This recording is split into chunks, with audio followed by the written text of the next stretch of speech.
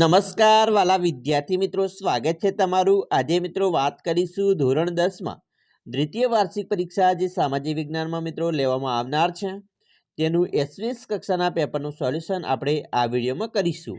વિદ્યાર્થી મિત્રો, વિડીયોની શરૂઆત કરીએ તેના પહેલાં ખાસ ચેનલને અવશ્ય મિત્રો સબસ્ક્રાઇબ કરી લેજો, જેથી કરી અમે તમારા સુધી ધોરણ 10ના તમામ વિડીયો છે એ મોકલી શકીએ।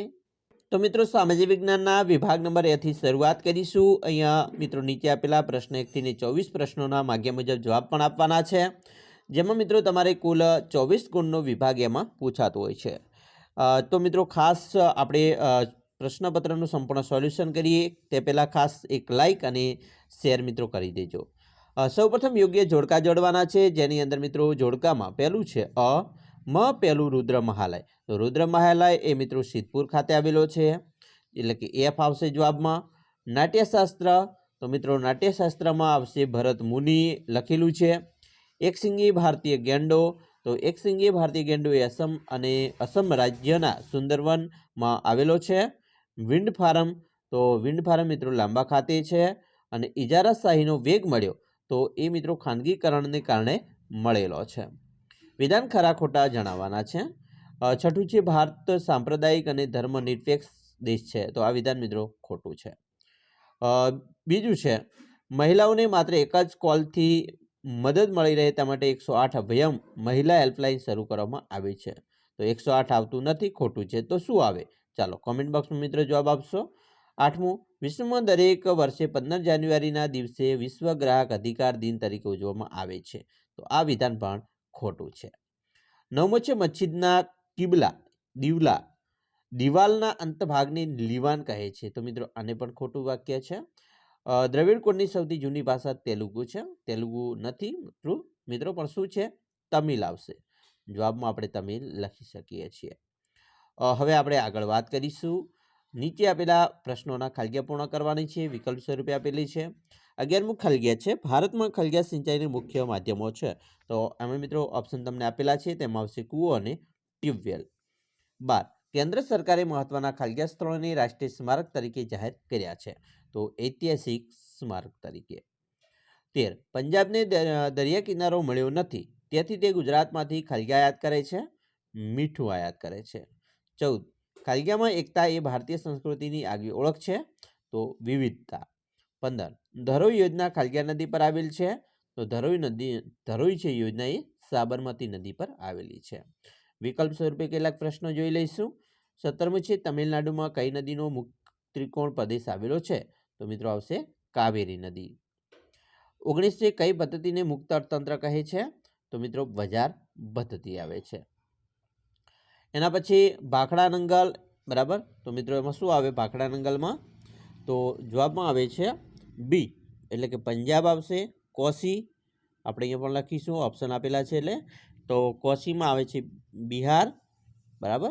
નાગાર્જુન સાગર, તો નાગાર્જુન સાગર આંધ્રપ્રદેશમાં આવેલ છે, અને નર્મદા ગુજરાતમાં, એટલે કે BADC વાળો ઉત્તર આપણો સાચો છે। તો અહીંયા તમે જોશો BADC, એટલે કે બી ઓપ્શન આપણો સાચો બને છે। વિકાસશીલ દેશોમાં અર્થતંત્રનું કયું સ્વરૂપ પ્રવર્તે છે? તો મિત્રો દ્વિમુખી શાસન પ્રવર્તે છે।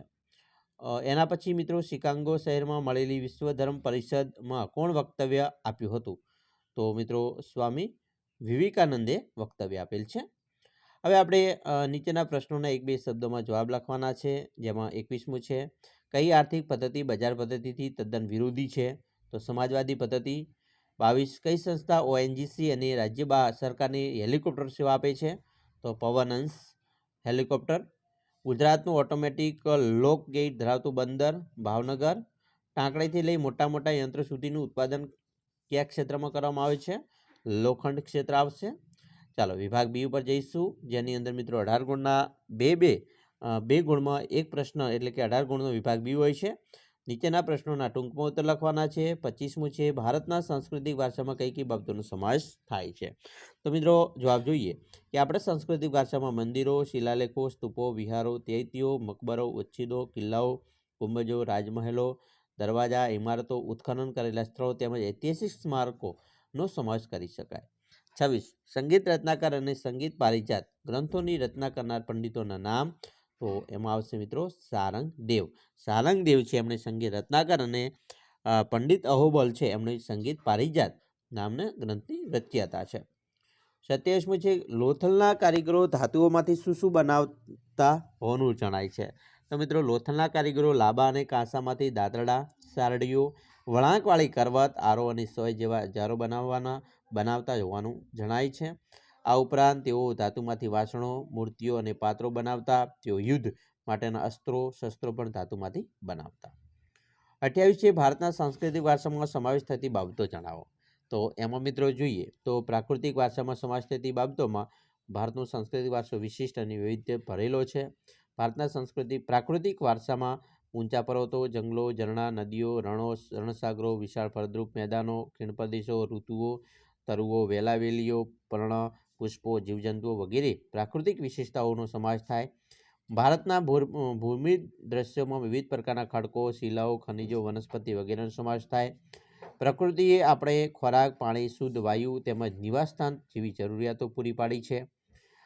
મિત્રો ભારતના પ્રાકૃતિક વારસામાં પંચતંત્રની વાર્તાઓ છે, બૌદ્ધ ધર્મની જાતક કથાઓ પણ સ્થાન આપવામાં આવ્યું છે. પછી આપણી શાસ્ત્રીય સંગીત અને લોક સંગીતને પ્રકૃતિ તથા ઋતુઓ સાથે જોડવામાં આવ્યું છે.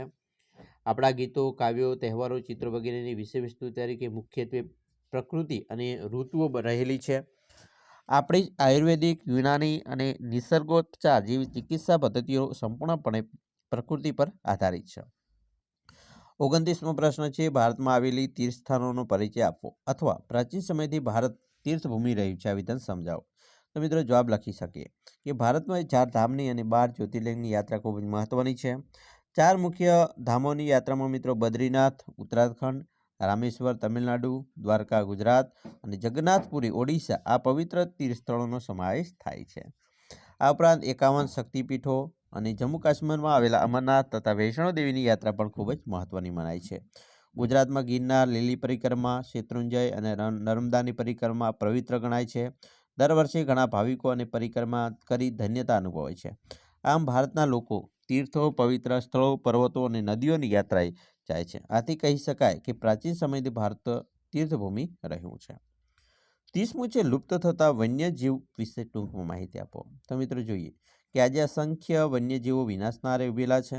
ગત સદીની શરૂઆતમાં વાઘ સમગ્ર મિત્રો ભારતમાં જોવા મળતા હતા. આજે માત્ર મધ્યપ્રદેશ, પશ્ચિમ બંગાળ અને હિમાલય જેવા જંગલો છે, ક્ષેત્રના જંગલો છે તેમાં વાઘ જોવા મળે છે.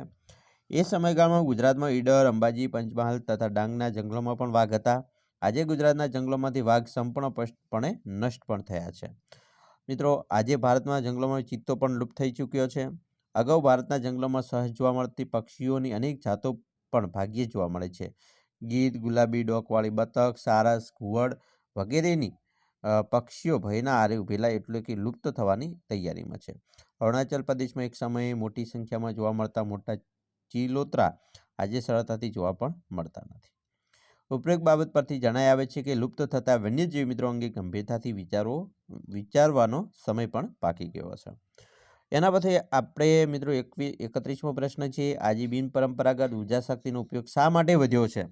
તો એનો સરસ મજાનો જવાબ છે આપણે આ રીતે મિત્રો લખી શકીએ છીએ અને આપણે તૈયારી કરી શકીએ છીએ. ખાસ બોર્ડની એક્ઝામમાં પણ મિત્રો ઉપયોગી નીવડશે.